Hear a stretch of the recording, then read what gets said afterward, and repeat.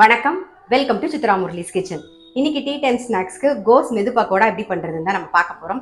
அதுக்கு நான் ஒரு கப்பு கோஸ் எடுத்துட்டு நல்லா கட் பண்ணிட்டு அதை வாஷ் பண்ணிட்டு தண்ணியெல்லாம் எடுத்துட்டு உப்பு போட்டு பெசரி ஒரு 10 நிமிஷம் வச்சுட்டு அதை நல்லா புழிஞ்சு எடுத்துட்டேன். தண்ணியெல்லாம் கொட்டிடுங்க. நல்லா புழிஞ்சு எடுத்து வச்சிருக்கேன்.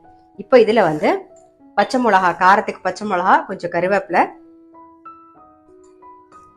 அப்புறம் சீரகம் ஒரு 1/2 டீஸ்பூன், காரத்துக்கு பச்சை மிளகா போட்டிருக்கோம், ஒரு 1/2 டீஸ்பூன் வரமிளகா பொடி சேர்த்துக்கலாம், கொஞ்சமா மஞ்சள் பொடி,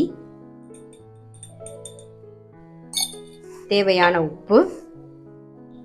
ஆல்ரெடி உப்பு போட்டு பிழிஞ்சுதான் எடுத்திருக்கோம். இந்த காரம் அதுக்கெல்லாம் தேவைப்படும். தேவையான உப்பு, 1 கப்பு கடலை மாவு,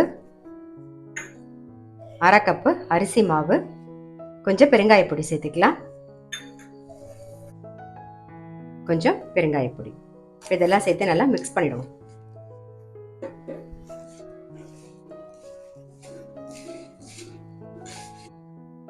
நல்லா மிக்ஸ் பண்ணதுக்கு அப்புறம் கொஞ்சம் தண்ணி தெளிச்சு பிசைஞ்சுக்கலாம். மாவு இந்த பதத்துக்கு பிசைஞ்சுக்கணும். நம்ம அப்படியே இப்படி தூவியும் விடலாம். அப்படி இல்லைன்னா நீங்க கிள்ளி கொஞ்சமா போட்டாலும் போடலாம்.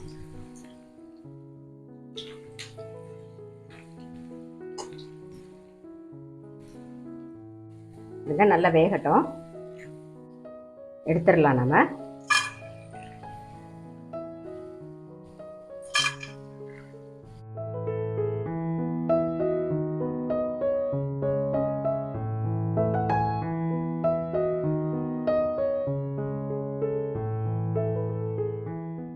இதே மாதிரி அடுத்த செட்டும் போட்டுக்கலாம்.